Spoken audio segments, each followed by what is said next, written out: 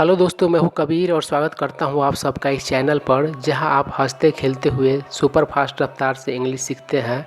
तो चलिए शुरू करते हैं आज का ये सेशन और कुछ नया सीखते हैं। He gave the beggar two crisp fivers. दोस्तों, फाइवर का अर्थ होता है 5 रुपये का नोट और क्रिस्प के बहुत सारे अर्थ होते हैं। और जब क्रिस्प का प्रयोग नोट के लिए किया गया हो तो उसका अभिप्राय होता है वैसा नोट जिसमें कोई फोल्ड ना हो, थोड़ा थोड़ा करा हो और नया हो। तो इस सेंटेंस का अर्थ हुआ कि उसने भिखारी को 2 5 रुपये का क्रिस्प नोट दिया। टेनर। दोस्तों, टेनर का अर्थ होता है 10 रुपये का नोट। द मॉडल डिजर्टेड हर बो। दोस्तों, बो का अर्थ होता है किसी वुमन का मेल फ्रेंड या पार्टनर और डिजर्ट का अर्थ होता है छोड़ देना। तो इस सेंटेंस का अर्थ हुआ कि मॉडल ने अपने बो को छोड़ दिया। दोस्तों, यहाँ पर हम लोगों को उच्चारण सीखना है। किस वर्ड का? तो DESERT। दोस्तों, इस शब्द का जब प्रयोग हम लोग मरुस्थल के लिए करते हैं तो उसका उच्चारण होता है डेजर्ट। लेकिन जब इस शब्द का प्रयोग हम लोग वर्ब के रूप में करते हैं तब इसी शब्द का उच्चारण हो जाता है डिजर्ट। और एक अन्य वर्ड होता है, वह होता है DESSERT और उसका उच्चारण भी होता है डिजर्ट। तो डिजर्ट का अभिप्राय होता है खाने के बाद जो मीठा खाया जाता है उसको डिजर्ट कहा जाता है। तो उच्चारण का ध्यान रखना है।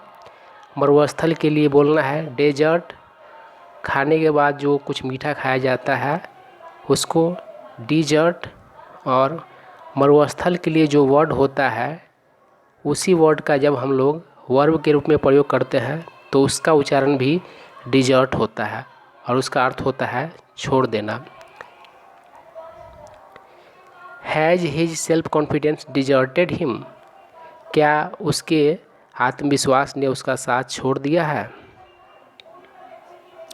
The flood forced the villagers to desert the village.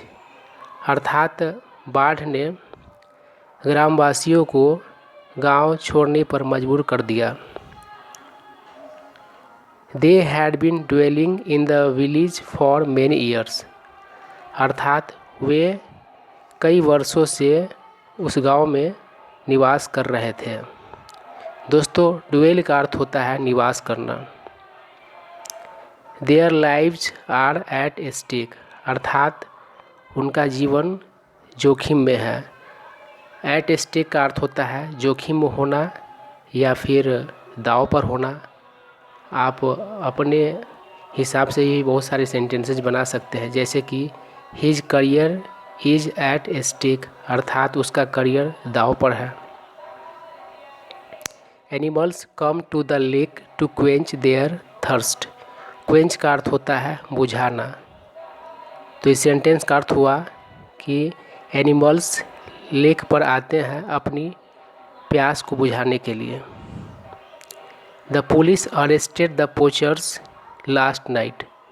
दोस्तों, पोचर का अर्थ होता है वैसा व्यक्ति जो अवैध तरीके से किसी अन्य के प्रॉपर्टी पर बर्ड्स या फिर एनिमल्स का शिकार करता है या मछली मारता है, वैसे व्यक्ति को पोचर कहा जाता है। तो इस सेंटेंस का अर्थ हुआ कि लास्ट नाइट पुलिस ने 5 पोचर्स को गिरफ्तार किया। ही वैनिस्ड इन अ जिफी। अर्थात वह पलक झपकते ही गायब हो गया। दोस्तों, इन अजीफी का अर्थ होता है पलक झपकते ही, और वैनिश का अर्थ होता है गायब होना, डिसअपियर हो जाना। The man has vanished. अर्थात आदमी गायब हो चुका है। It seems my book has vanished. ऐसा लगता है मेरा बुक गायब हो चुका है। The park is fitted with revolving doors.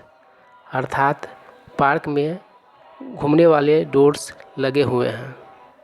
दोस्तों यहाँ पर फिटेड विथ का प्रयोग किया गया है। अगले सेंटेंसेस को भी आप लोगों को ध्यान से देखना है, वहाँ पर इक्विप्ड विथ का प्रयोग किया गया है, तो अंतर समझना है। The room is equipped with hair dryer, television and telephone. अर्थात रूम हेयर ड्रायर, टेलीविज़न और टेलीफोन से सुसज्जित है। 12 वाले सेंटेंस में फिटेड विथ का मतलब लगा हुआ होने से है और यहाँ पर से सुसज्जित होने से है। तो दोस्तों ये कुछ सेंटेंसेस थे जो आपको इंग्लिश बोलने में बहुत मदद कर सकते हैं। तो दोस्तों अगर आप ऐसे ही सेंटेंसेज रेगुलरली सीखना चाहते हैं तो इसके लिए आप हमारे चैनल को सब्सक्राइब कर लें और इसे अपने फ्रेंड सर्कल में शेयर कर दें। साथ ही साथ अगर ये वीडियो आपको इंटरेस्टिंग लगा हो तो इसे लाइक कर दें और कुछ जानना चाहते हो या फिर कुछ सुझाव हो तो कमेंट करें। Thank you.